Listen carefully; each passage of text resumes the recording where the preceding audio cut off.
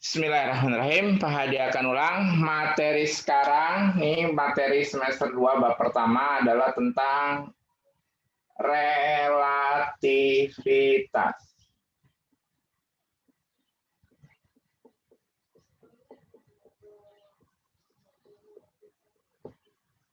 Tuh, relativitas.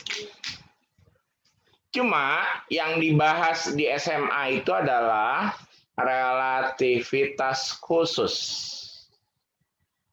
Kenapa disebut relativitas khusus? Karena nggak berlaku umum.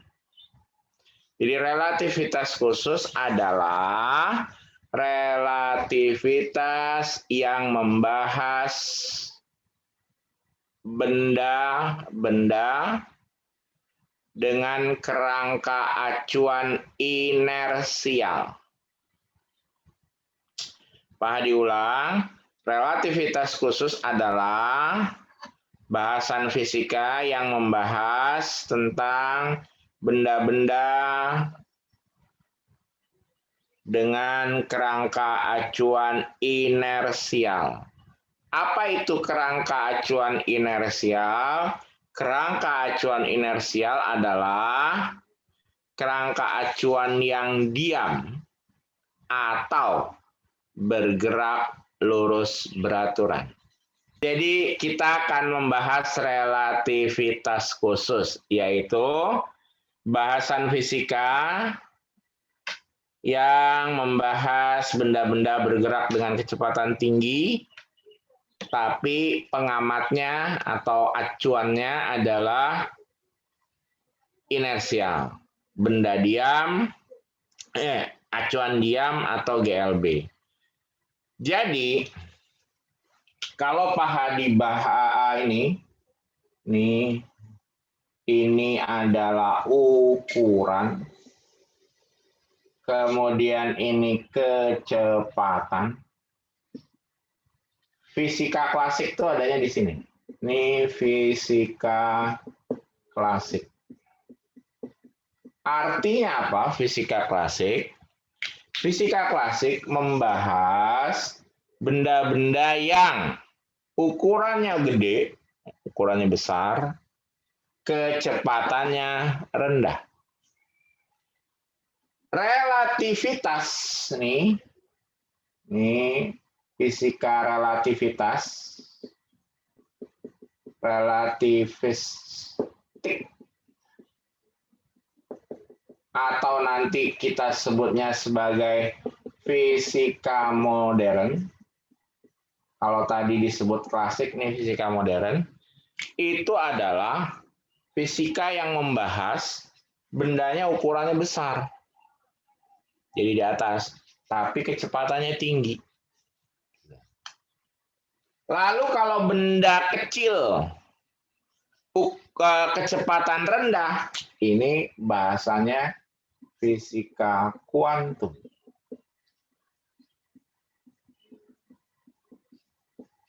Tuh, kuantum, bendanya kecil,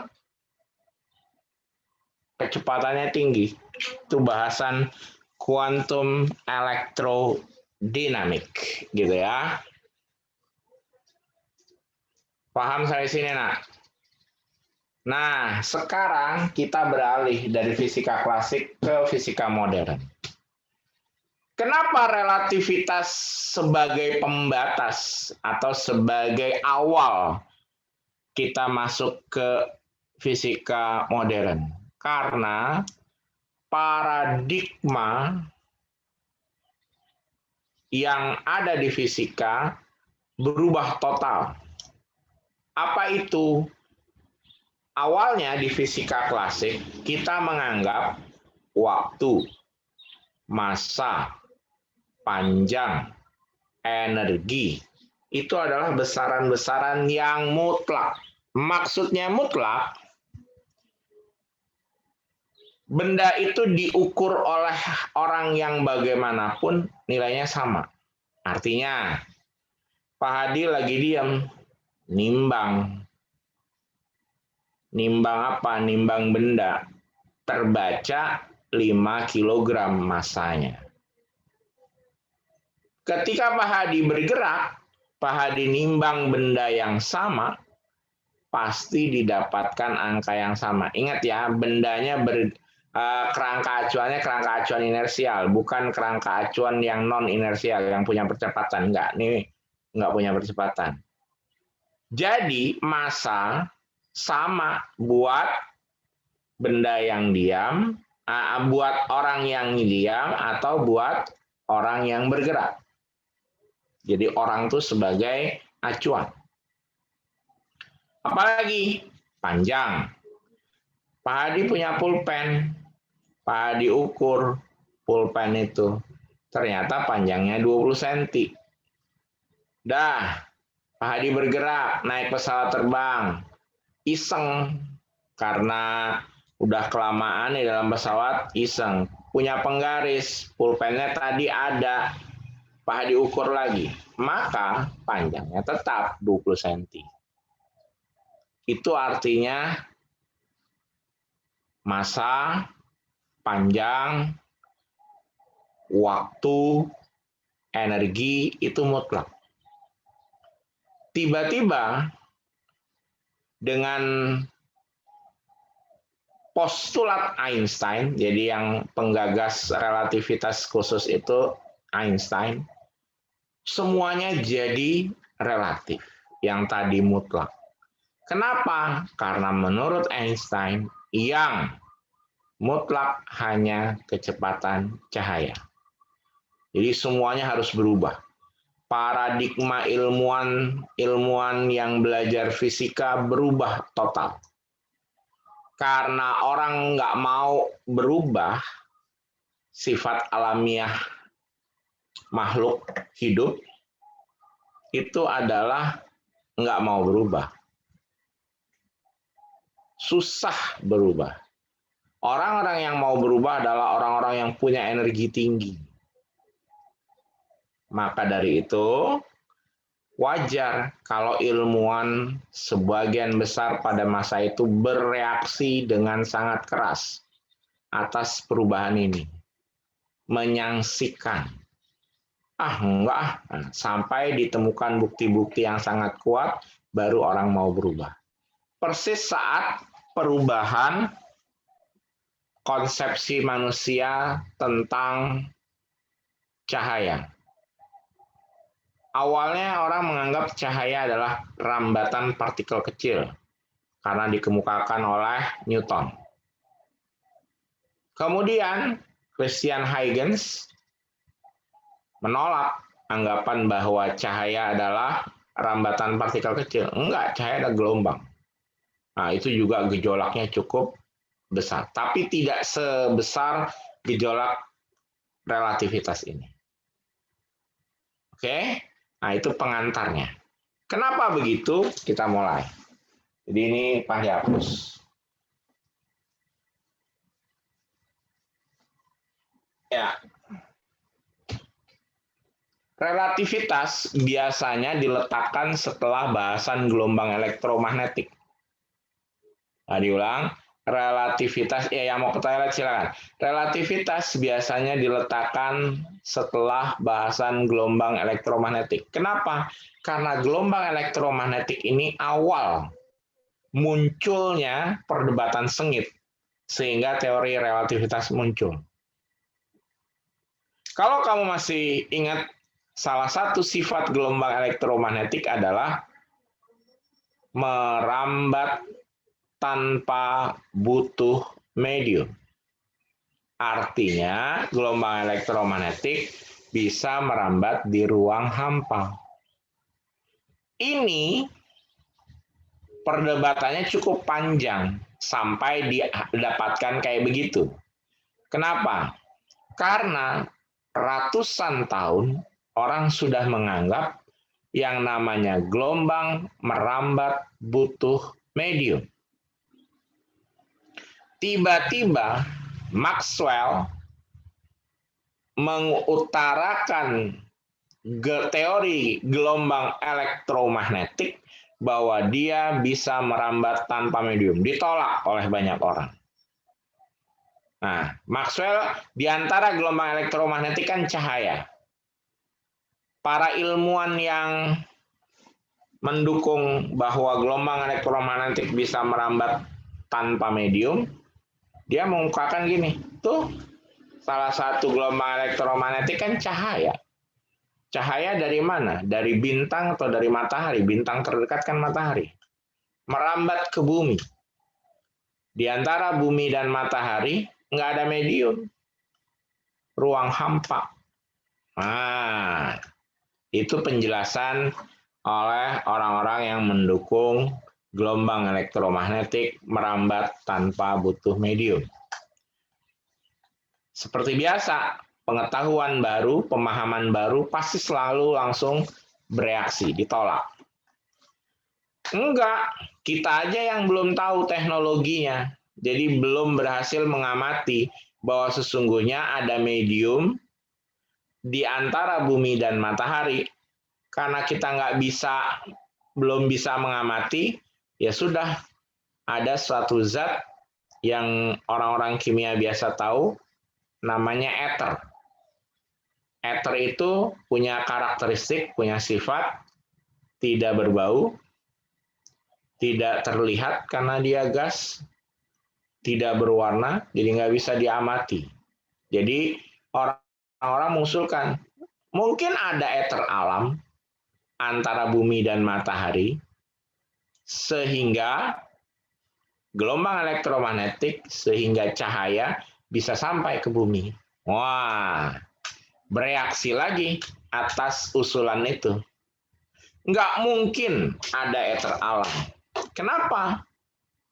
Ada yang pernah naik motor, nak? Banyaklah kalian naik motor. Atau naik mobil, jendelanya dibuka. Apa yang terjadi kamu alami, nak? Masuk angin, Pak. Iya, kena terpaan angin yang cukup kencang. Apa yang terjadi semakin kencang mobilmu? Anginnya makin kencang. Kalau kamu nggak pakai helm naik motor dengan kecepatan 80 km per jam atau bahkan sampai 100, anak-anak muda kan senang ngebut, itu kulit wajahmu udah sakit, kena tiupan angin. Sekarang kamu bayangkan, nih, bumi berotasi pada porosnya. Berapa periode bumi? 24 jam. Berapa jari-jari bumi? 6.400 km. Bagi. Berapa itu? V-nya. Masih ingat V? Omega kali R. Apa itu omega? 2pi per T kali R. Masukin angka. 6,28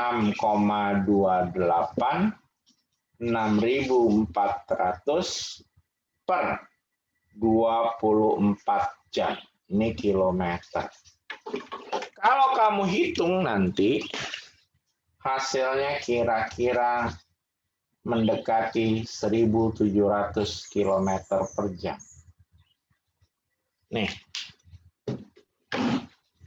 apa yang terjadi kalau ada angin karena buminya yang berputar, di sekelilingnya ada ether alam? Apa yang terjadi? Maka bumi akan mengalami badai ether alam. Kalau kamu pernah nonton film Twister itu film tentang badai. Jadi ilmuwan-ilmuwan mempelajari badai di Amerika, tornado. Terus mereka mengasih skala, dari skala 1 sampai skala 5. Nah, tornado yang paling hebat, skala 5, itu kecepatannya 300 mil per hour.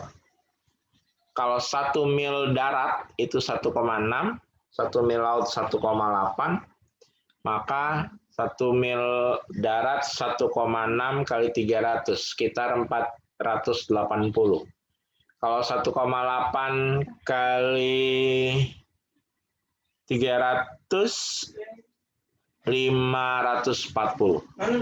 Jadi kecepatan tornado yang paling cepat itu antara 400 km per jam sampai 500.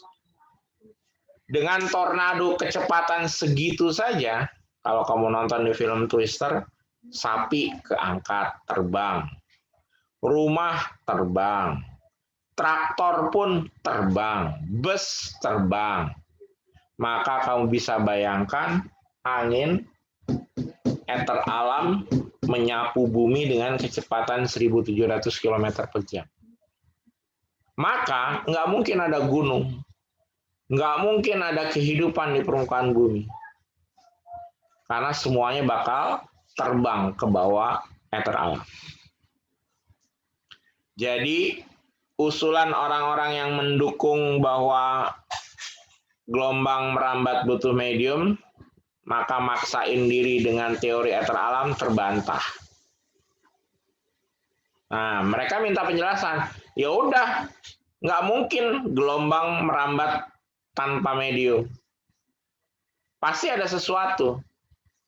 Saya percaya adanya ether alam. Nah, berdebat panjang, harus ada bukti yang sangat kuat yang membantah itu semua.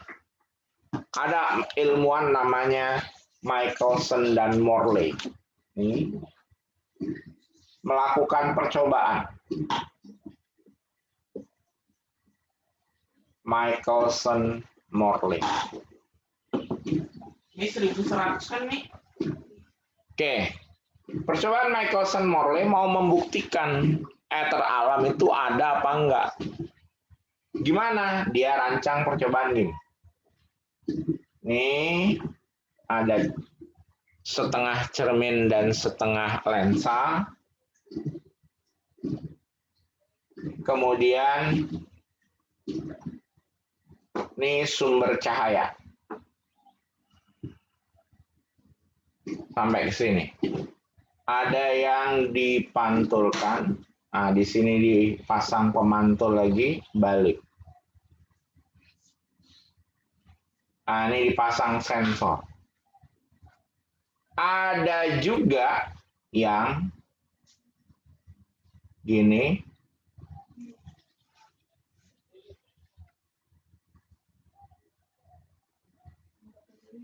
Bentar.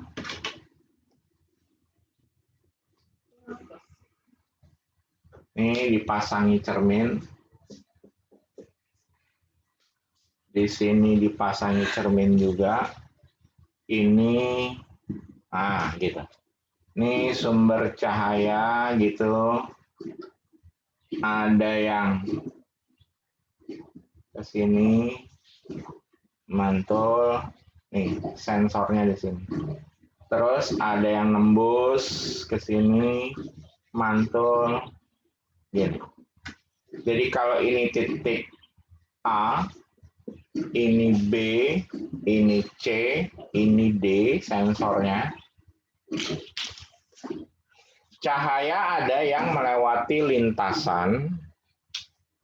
Ini lintasan pertama itu adalah dari A ke B ke A terus ke D. Lintasan kedua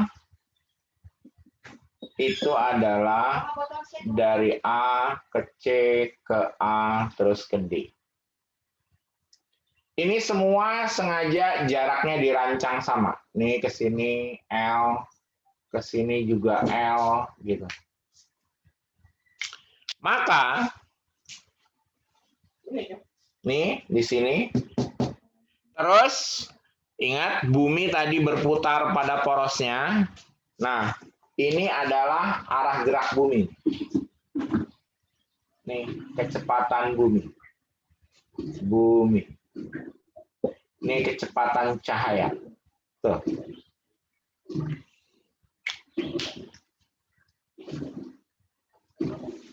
Ini paha dihapus.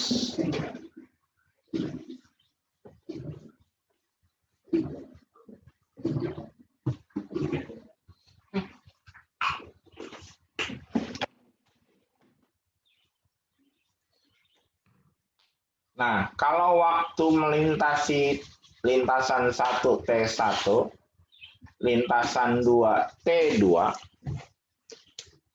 Michelson-Morley memberi hipotesis ini.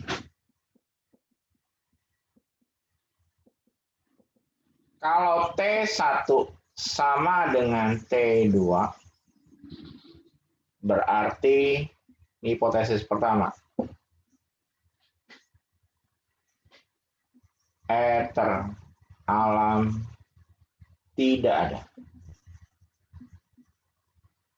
Tapi kalau T1 tidak sama dengan T2, ether alam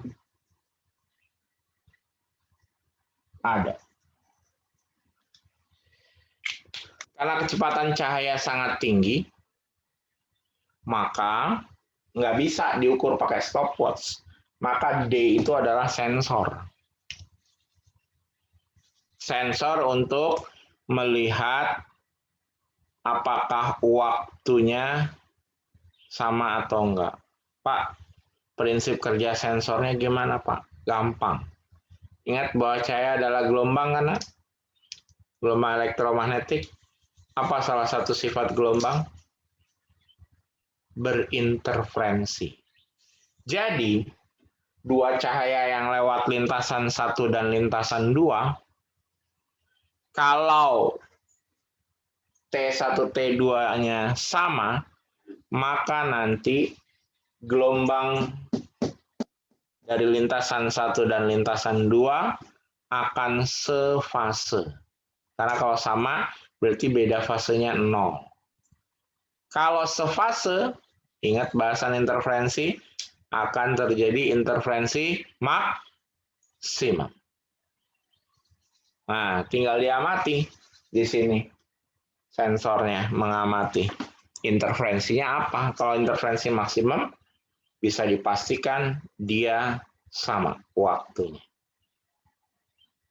Nah, hasil percobaannya, jadi ini sekarang Pak Hadi tulis di sini. Hasil percobaan Michelson dan Morley. Yang pertama, sesuai yang diharapkan. Artinya sesuai hipotesis. Apa? Nih. Ether alam tidak ada. Nah, nggak masalah dengan hasil percobaan pertama ini. Tapi terus kemudian Michelson juga merumuskan. Apa kata Michelson?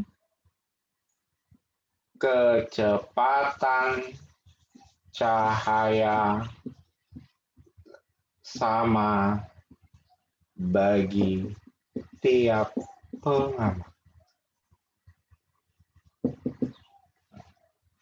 Hasil percobaan Michelson dan Morley yang kedua lah yang bikin geger. Kenapa bikin geger?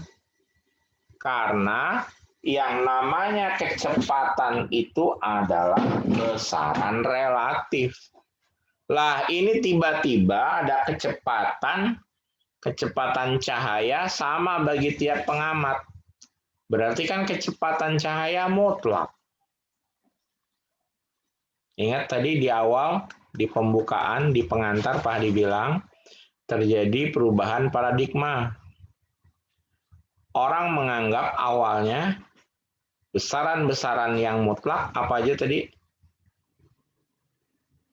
Halo? Massa, panjang, energi. Energi. Ini adalah besaran-besaran mutlak yang tidak berubah atau yang sama buat pengamat diam maupun pengamat bergerak.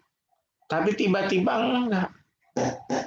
Michelson-Morley bilang kecepatan cahaya sama bagi tiap pengamat. Artinya kalau yang mutlak adalah kecepatan cahaya, yang lain menjadi relatif. Makanya teorinya disebut teori relativitas. Paham nggak? Halo? Nah, Hadi seneng nih. Habis ngoceh panjang lebar, kamu dengerin atau tidur atau mainan handphone, Pak Hadi nggak bisa lihat. Sekarang Pak Hadi mau cek. Fidel. Fidel. Ya, Pak. Oke, Pak Hadi mau tanya. Di fisika klasik, besaran-besaran yang dianggap besaran mutlak apa aja, Nak? Tadi U energi, masa, U energi, sama panjang waktu. Oke. Jadi masa, panjang, waktu, energi adalah besaran mutlak. Yang relatif apa? Kecepatan. Sekarang gara-gara hasil percobaan Michelson-Morley, kecepatan cahaya sama bagi tiap pengamat, artinya mutlak. Maka yang lain jadi relatif. Nah, Einstein merumuskan postulatnya. Jadi ini postulat Einstein. Apa?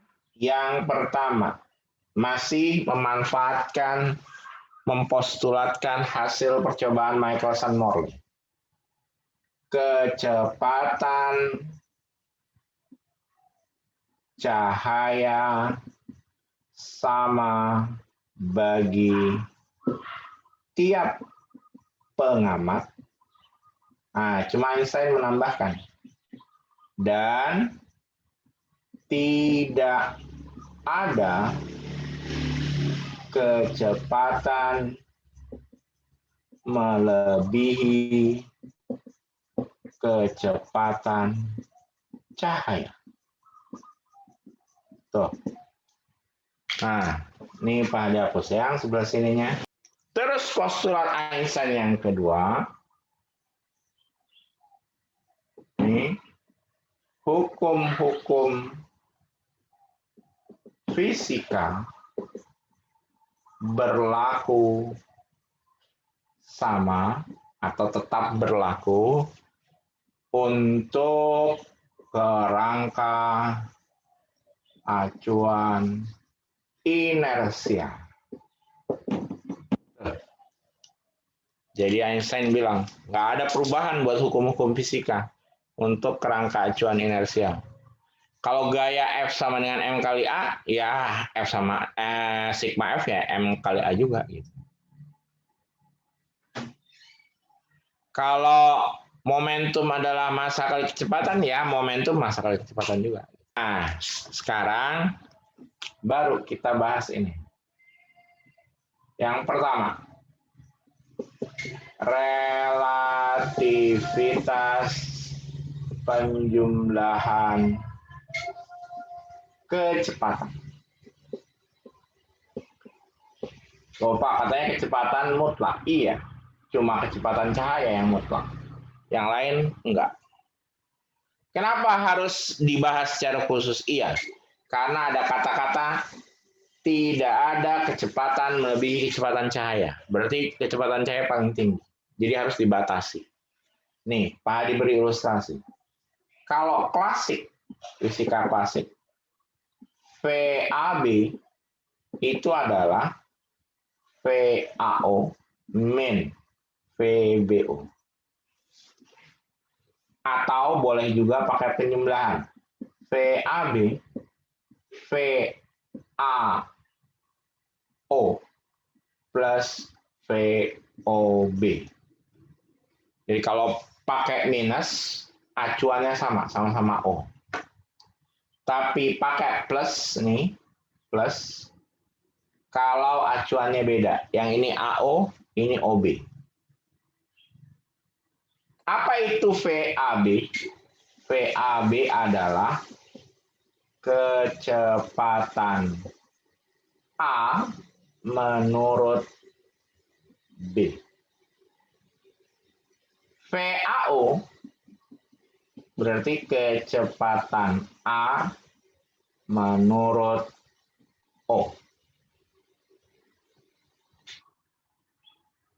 VBO ya berarti kecepatan B menurut O. Terus berlaku begini. VAO itu sama dengan min VOA. Tuh. Jadi kalau acuannya berbeda, berbalik, misalkan kamu melihat kamu lagi naik mobil, melihat orang di pinggir jalan, maka kamu bilang orang itu bergerak mundur, jadi V-nya negatif. Tapi orang tersebut melihat dirimu bergerak maju. Nah, jadi gitu. Ini negatif. Kalau acuannya berbalik, maka negatif tandanya.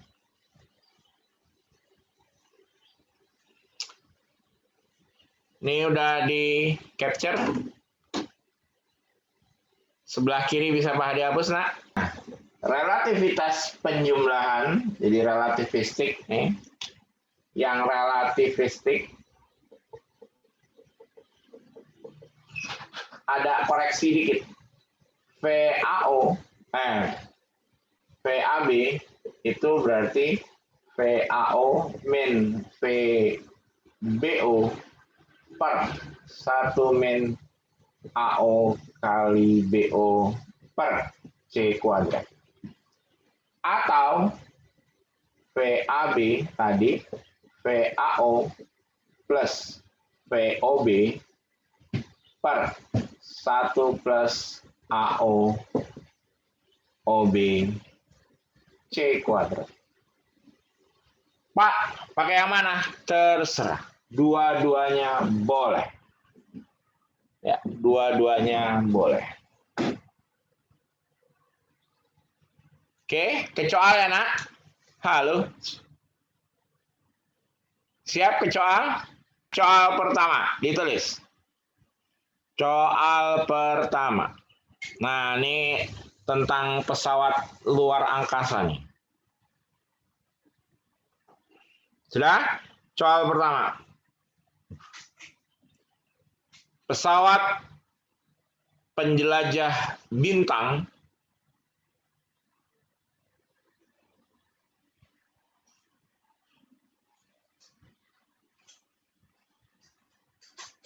bergerak menjauhi bumi dengan kecepatan 0,6 C. 0,6 C. Pesawat kedua mendekati bumi dengan kecepatan 0,5 C.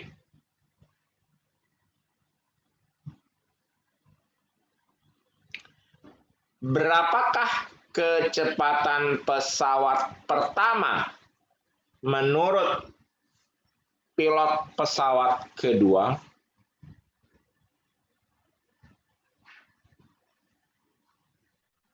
Ya, jadi gini. Nih bumi, markasnya Starfleet, kan gitu ya? Markasnya Starfleet bukan di bumi ya? Nggak tahu dah. Nih ada pesawat, baru mau pergi menjelajahi luar angkasa, misi, dapat misi. Katanya VAO, jadi menurut orang di bumi, 0, berapa tadi? Halo? 5 Halo? Pak, 5 Pak, 0,05. Iya. 0,6. Kan yang mendekati. Ini Oh iya, kan? Pak. Oh iya, Pak. Nah, sekarang ini ada pesawat lagi. Oh, gitu. Ini pesawat B bergerak. Ini VBO 0,5 C. Ditanya, berapa kecepatan pesawat A menurut pesawat B? Iya kan? Yang menjauh menurut yang mendekat ya? Atau gimana?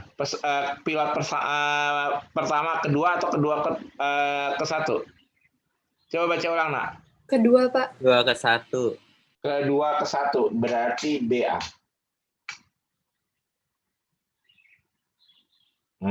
Gitu.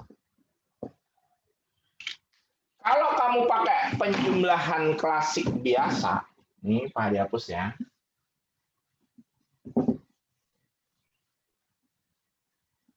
Kan tadi kalau penjumlahan klasik biasa begini, nak. VAB, VAO, min VBO. Ya, AO. Ingat kecepatan vektor ya. 0,6 C.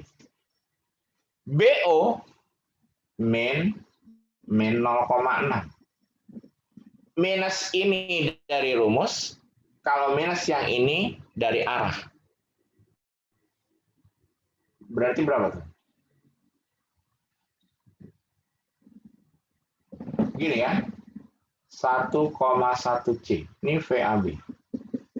Ini kalau menurut klasik. Nah, kata Einstein tadi apa, nak?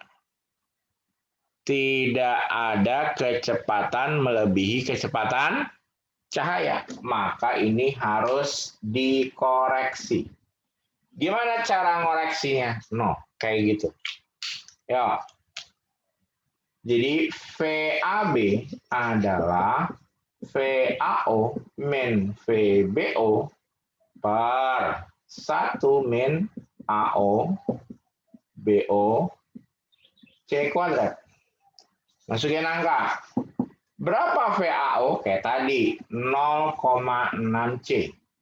Minus AO, BO, min 0,5 C. Minusnya dari arah.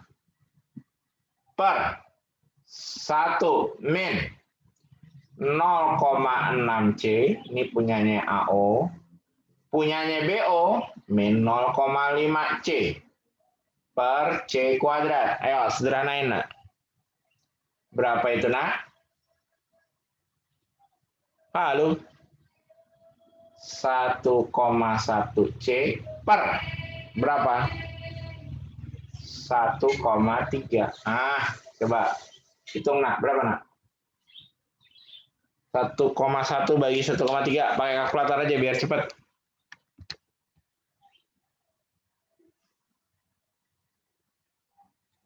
Nah. 0,8.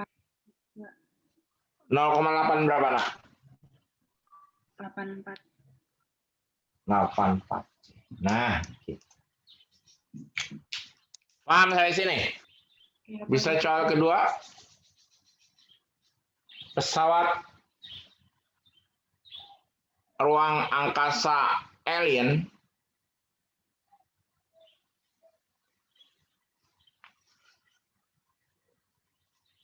menyerbu bumi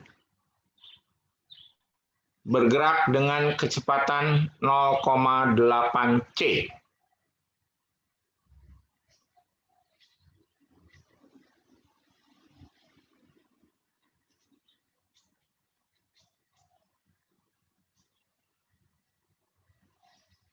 Penduduk bumi melihat roket proton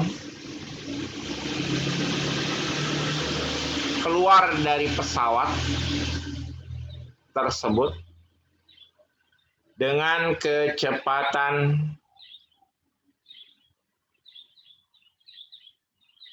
0,9 C.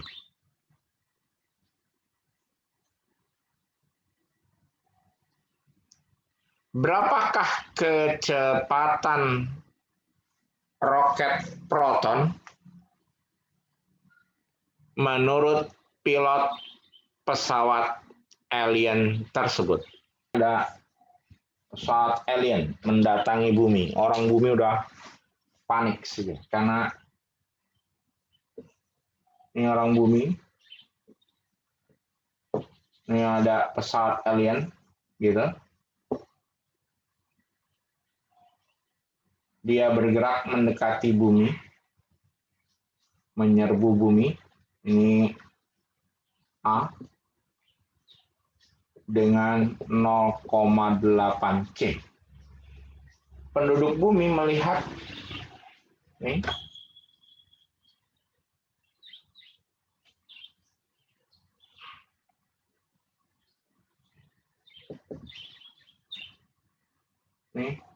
melihat V ini B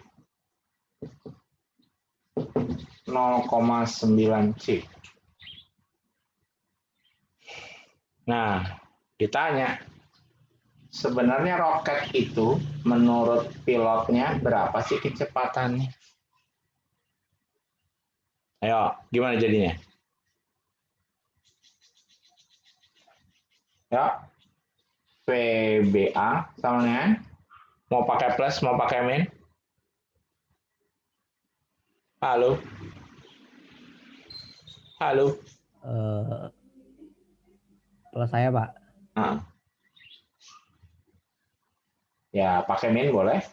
BO, min, AO, per 1 min, BO, AO, C kuadrat.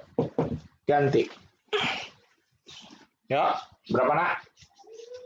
0,9 C min 0,8 C per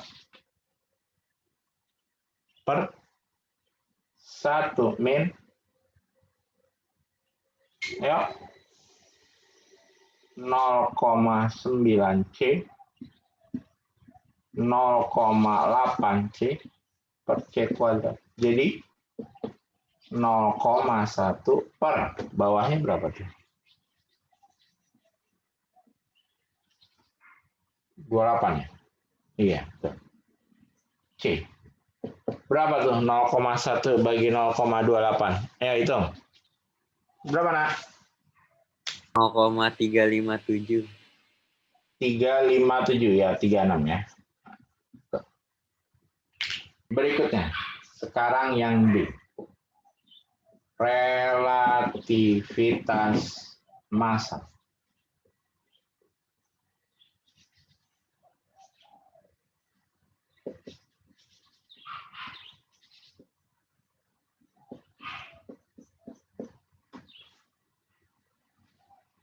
C.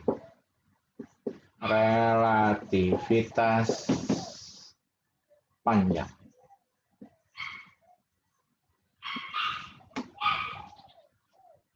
L.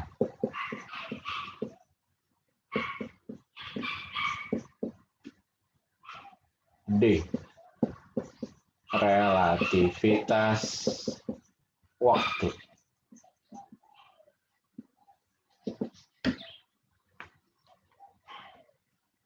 Delta T, delta T0 per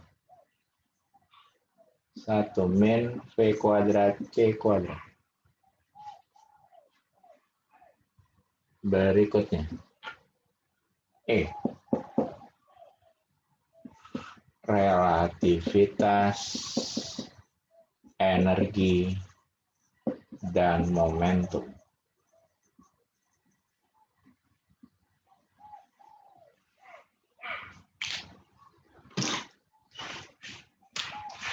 E0 adalah M0 C kuadrat. E M C kuadrat. Terus energi kinetik adalah E min E0. Kemudian E kuadrat sama dengan E0 kuadrat tambah momentum kali kecepatan cahaya kuadrat. Itu yang pakai 00 artinya maksudnya gini. M0 itu berarti massa diam. Apa itu massa diam? Massa benda menurut pengamat yang diam terhadap benda tersebut. Kalau M disebutnya massa bergerak. Jadi massa benda menurut pengamat yang bergerak terhadap benda. Atau bisa jadi tadi pengertiannya, massa benda bergerak menurut pengamat diam.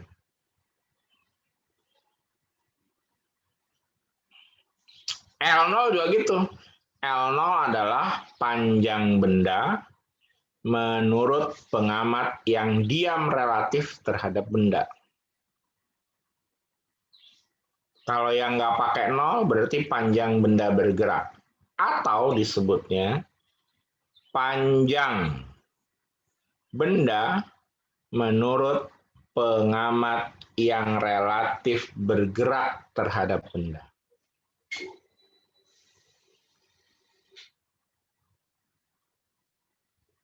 Jadi yang 00 itu artinya yang diam. Nah, yang menarik adalah relativitas waktu. Nah, jadi yang Pak dicontohkan pertama kali adalah yang relativitas waktu. Ya, soalnya ditulis. Nah, ini tentang anak kembar.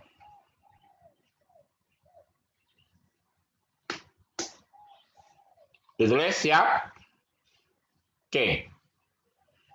Dua orang anak kembar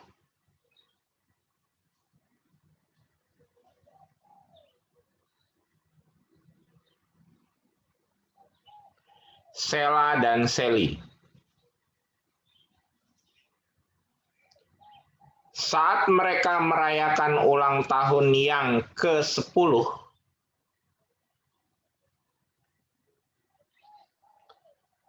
Sheila terpilih untuk mengikuti ekspedisi ruang angkasa.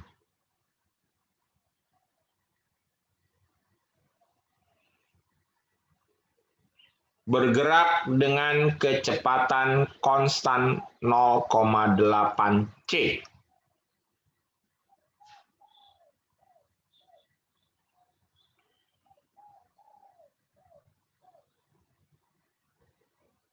Berapa Pak tadi? Bergerak dengan kecepatan 0,8 C.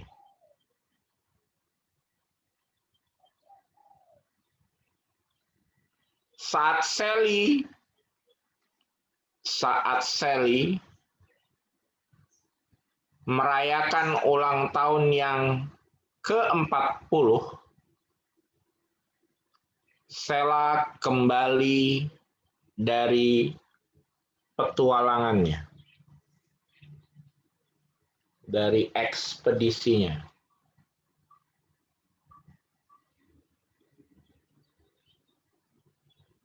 Tentukan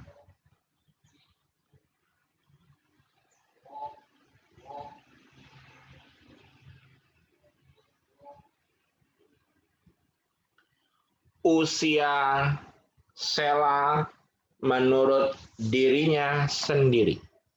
Hal tentang energi.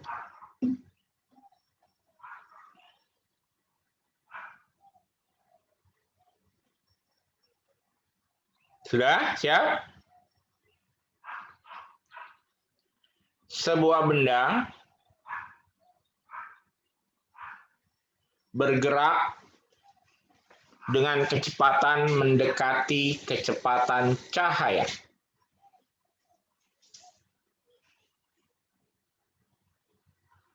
Sehingga energi kinetiknya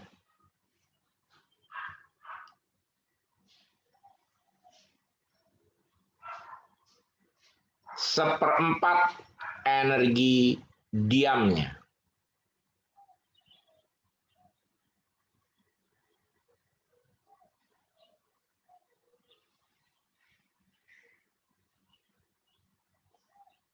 Berapakah kecepatan benda tersebut? Oke. Ya, ini Pak Hadi hapus ya, Nak. Soal yang ketiga ya. Ini Sheila. Shelly. 10 tahun. Shelly 40 tahun. Berapa nih?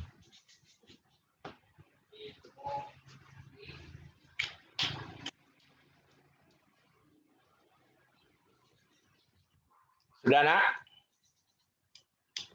Yang diketahui apa sih kalau kayak begini? Yang diketahui ini.